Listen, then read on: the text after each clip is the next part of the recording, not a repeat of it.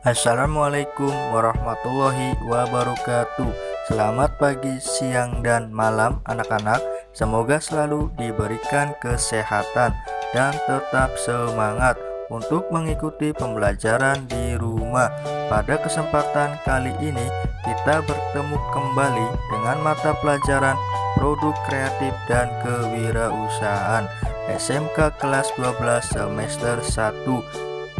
Memasuki materi baru bab 2 mengenai perakitan produk.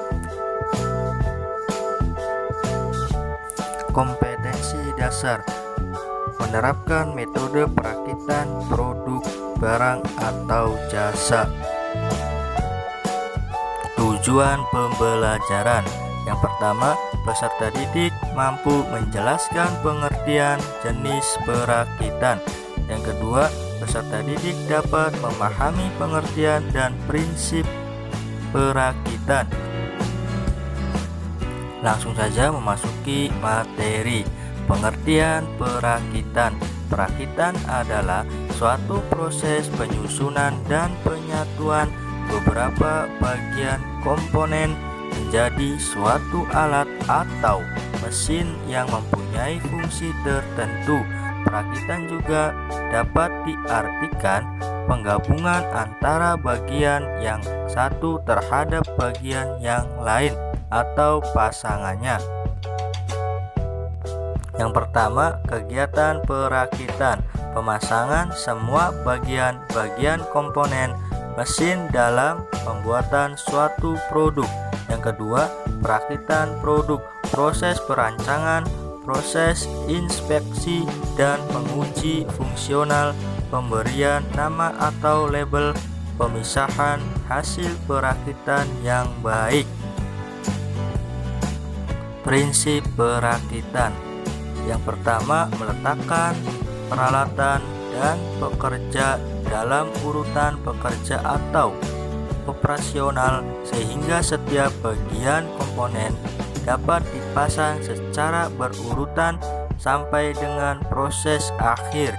Yang kedua, area kerja untuk pemasangan komponen dibuat secara nyaman sehingga pekerja dapat secara mudah memasang komponen ke dalam rangkaian produk yang berjalan. Manfaat-manfaat dalam metode perakitan: yang pertama, pekerja tidak perlu mengangkat beban berat. Yang kedua, tidak ada posisi membungkuk yang menyebabkan kelelahan fisik pekerja. Yang ketiga, tidak memerlukan pelatihan khusus dalam pengguna prinsip perakitan. Bekerja menjadi sangat mudah dan dapat dikerjakan oleh semua orang. Yang kelima, meningkatkan produktivitas yang cukup signifikan. Perusahaan dapat meningkatkan daya saing pasar. Yang pertama, memiliki produk dengan kualitas tinggi. Yang kedua, memiliki waktu pengiriman kepada pelanggan yang lebih pendek. Yang ketiga, memiliki biaya produksi yang lebih rendah. Adapun fungsi perakitan: yang pertama, fungsi utama untuk menggabungkan komponen material penyambung subrakitan menjadi barang jadi. Yang kedua, fungsi lainnya menyiapkan komponen, penggabungan kompeten, dan pemeriksa kualitas produk. Ada pula desain untuk manufaktur yang disingkat DFM. Tujuan dari desain manufaktur ada 3. Yang pertama, untuk meningkatkan mutu produk. Yang kedua, untuk mengurangi biaya produk. Yang ketiga, untuk mengurangi waktu yang dibutuhkan untuk pengembangan produk. Ada tahapan dalam desain untuk manufaktur. Yang pertama, mengestimasi biaya manufaktur. Yang kedua, mengurangi biaya komponen. Yang ketiga, mengurangi biaya perakitan. Yang keempat, mengurangi biaya pendukung produk. Yang kelima, mempertimbangkan akibat dari keputusan-keputusan DFM terhadap faktor-faktor lain. Metode perakitan. Yang pertama, metode perakitan yang dapat ditukar. Pada metode ini, bagian yang akan dirakit dapat ditukarkan satu sama lain. Yang kedua, metode perakitan dengan pemilihan. Pada metode ini, komponennya juga dihasilkan dari produksi massal yang pengukurannya tersendiri menurut batasan ukuran. Yang ketiga, metode perakitan secara individual. Perakitan secara individual dapat pengerjaannya tidak dapat dipisahkan antara pasangan satu dengan pasangannya. Adapun jenis perakitan.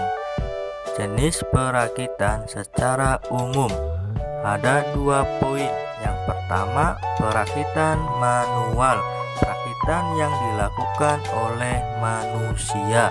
Yang kedua, perakitan otomatis, dilakukan oleh robot atau komputer. Jenis perakitan menurut jenis produk ada 2 poin. Yang pertama, perakitan produk tunggal, perakitan dengan produk hanya satu jenis saja. Yang kedua, perakitan produk seri, bila perakitan dilakukan dalam jumlah massal dalam bentuk dan ukuran yang sama. Contohnya, proses perakitan produk elektronik, perakitan mobil, perakitan motor, dan lain-lain. Itulah salah satu jenis perakitan. Faktor yang mempengaruhi kegiatan perakitan. Yang pertama, jenis bahan yang mengalami perakitan. Yang kedua, kekuatan yang dibutuhkan. Yang ketiga, pemilihan metode penyambung. Yang keempat, pemilihan metode penguat. Yang kelima, penggunaan alat bantu perakitan. Yang keenam, toleransi. Yang ketujuh, bentuk atau tampilan. Yang kedelapan, ergonomis. Yang kesembilan, finishing. Pengelompokan alat produksi berdasarkan penggunaannya ada 4 poin. Yang pertama, dipakai berulang-ulang. Yang kedua, sekali pakai. Yang ketiga, beberapa kali pakai. Yang keempat, dipakai sewaktu-waktu berdasarkan fungsinya ada 3 poin. Yang pertama, peralatan utama. Yang kedua, peralatan pendukung. Yang ketiga, peralatan perlengkapan. Itulah pengelompokan alat produksi. Sekian materi bab 2 perakitan produk yang Bapak sampaikan. Bapak akhiri. Wassalamualaikum warahmatullahi wabarakatuh.